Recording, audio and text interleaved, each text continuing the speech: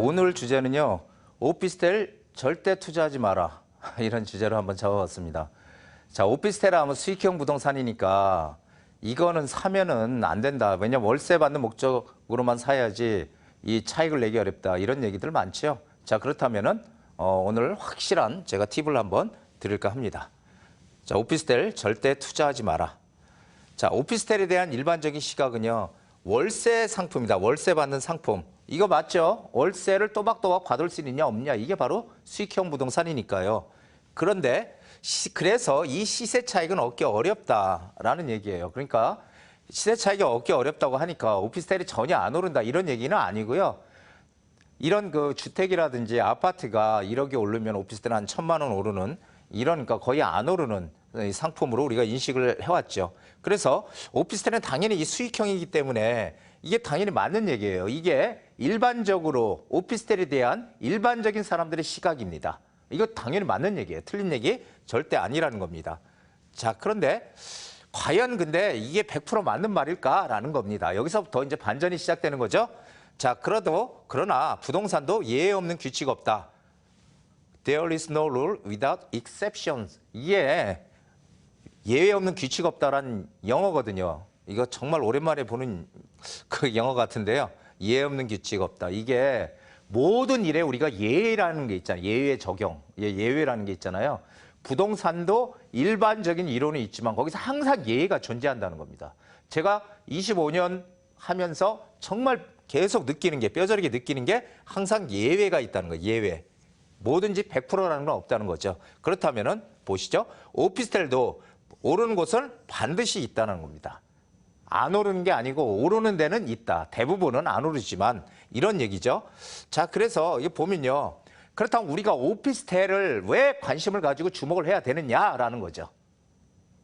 오피스텔이 안 오르잖아. 이거 사면 뭐해? 이렇게 얘기하시잖아요. 이게 보통 일반적인 시각입니다. 그런데 우리가 오피스텔을 앞으로 주목을 계속해야 되는 이유가 앞으로 1인 가구가 계속 증가한다. 이 얘기는 뭐 아주 귀에 못이 박히게 우리 시청자분들 들으셨을 거예요.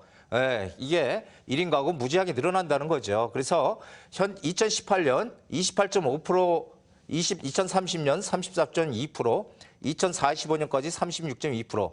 자, 이렇게 계속 1인 가구가 급등을 한다는 것입니다. 이제 옛날 우리 가족이 이렇게 모여서 이렇게 세대를 만들고 하던 그런 시절에서 점점 이 핵가족 시대로 접어든다는 거죠. 그렇게 되다 보니까 1인 가구에 특화된 공간들이 이제 하나씩 나오기 시작하는 거죠. 그게 바로 원룸, 그다음에 도시형 생활주택, 오피스텔. 도시형 생활주택은 이 주차장도 안 만들고 지어라. 주차장 이런 법을 완화시켜서 짓게끔 했던 기억들 아시죠? 네, 그래서 그 당시 많은 분들이 이 도시형 생활주택에 투자했는데 결국은 다 도시형 생활주택 투자는 실패로 끝났다는 겁니다.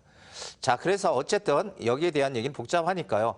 이 오피스텔은 앞으로 우리 미래 중심 가구, 1인 가구의 중심이기 때문에 오피스텔을 우리가 계속 주목을 해야 된다는 겁니다. 자, 오피스텔 이제 가장 중요한 이런 원칙들을 한번 볼까요? 이 원칙만 지키면 오피스텔 투자에서도 이익을 낼 수 있다는 것입니다. 자, 첫 번째는요. 오피스텔은 무조건 100세대 이상이 돼야 된다라는 겁니다. 이게 100세대 이하면은요. 작은 규모의 오피스텔이라면 제가 오피스텔은 지금 대부분 원룸을 얘기하는 겁니다. 원룸. 일단 원룸이 우리나라의 오피스텔의 가장 큰 그 면적을 차지하니까 원룸이 가장 많이 짓고 있다는 거죠. 그래서 이 100세대 이상이 돼야 하는 이유가 100세대 이하가 되면요. 우리 다세대 주택들 있잖아. 다세대 주택에 우리 소위 빌라라고 하는 이 빌라에 원룸들 있잖아요. 원룸과 크게 차별화가 안 된다는 거죠. 왜냐하면은 어차피 크게 차별화가 안 된다는 의미는 뭐냐면은 100세대 정도 돼야 주변에 뭔가 슈퍼도 있고, 그렇죠. 관리실도 있고, 커피점도 1층, 2층에 상가들이 들어오잖아요. 1층, 2층 이런데. 그러니까 상가들이 들어오면서 어떤 시설들이 형성이 되는데 이거는 이 100세대 이하가 되면 이 100세대 이하는요. 일반 그 빌라나 크게 다를 바가 없다는 거죠. 차별화가 안 된다는 얘기죠. 그래서 항상 100세대 이상 돼야 되는 거고요. 두 번째는요. 오피스텔은 수익형 부동산이다라고 생각을 하는 걸 깨야 된다는 겁니다. 특정 지역, 즉 업무지구라든지 이 특정 지역들, 즉 뭐예요? 이게 일자리가 크게 생기는 곳들, 이런 일자리가 크게 생기는데, 이게 일자리가 생기는데 어떤 일자리여야 되냐면요, 양질의 직장이어야 돼. 양질의 일자리가 많이 들어와야 된다는 거죠. 예, 저가 일자리가 아니고 이런 지역들은 오른다는 거예요. 프리미엄이 붙는다는 거죠. 그래서 우리가 대표적으로 마곡지구라든지 이런 데들은 처음에 분양할 때보다 프리미엄 1억 이상 붙었거든요. 1억 한 중반대에 분양했던 것들이 지금 2억 중반 가니까. 그렇죠. 그래서 저는 마곡지구에 이런 오피스텔들이 프리미엄이 붙을 거라고 생각도 못 했거든요. 그러니까 저도 항상 25년을 하면서 저도 계속 배우는 것 같아요. 왜냐하면 가보니까 그 당시에 막 질 때 한 집 걸러 오피스텔들 막 짓는 거예요. 그러니까 야, 이거 이렇게 많아서 이거 분양될까? 저도 그렇게 생각했습니다. 하지만 역시 일자리들이 많은 그런 효과로 인해서 결국은 오른다는 거죠. 올랐다는 거죠. 자, 그리고 오피스텔은 반드시 신축을 구입해야 된다는 겁니다. 새 집. 이거는 오피스텔이고 빌라고 똑같아요. 새 집을 구입해야 되는 게 맞고요.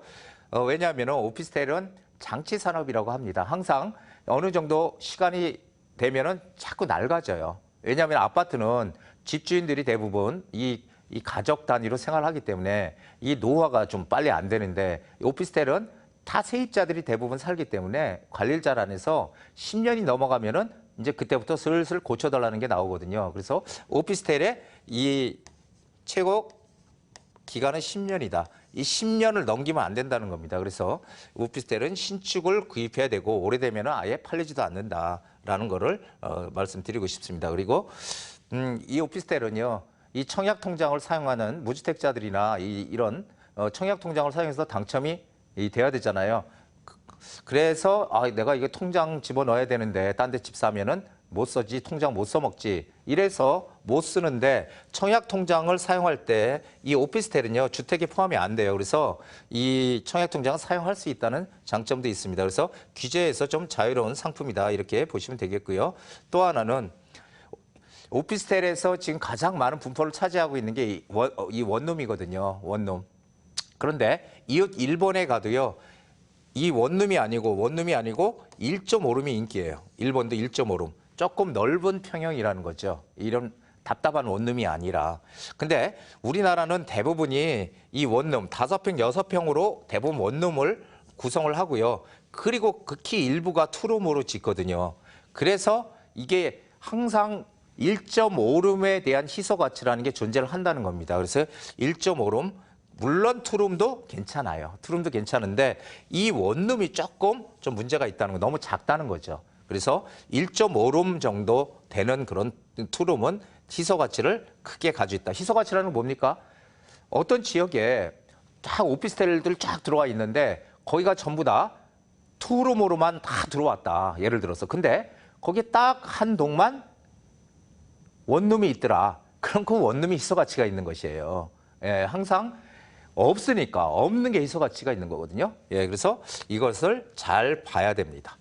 자, 오피스텔 6번째, 대출 규제에서 자유롭다. 지금 뭐 중도금 대출 안 나오잖아요. 아파트 우리 집 살 때. 또 한 번 대출 있으면은 뭐 이런 그 조정 대상 지역, 투기과열지구 이런 데서는 대출을 안 해주잖아요.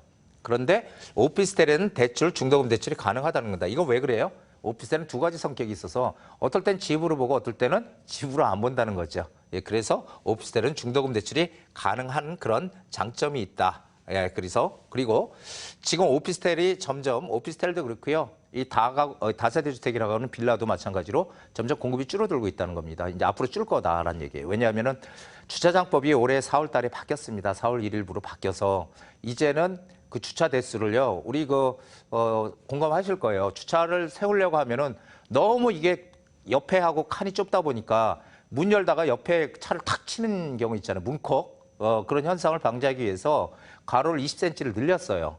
20cm를 주차장마다 이 면적을 넓히다 보니까 어떻게 될까요?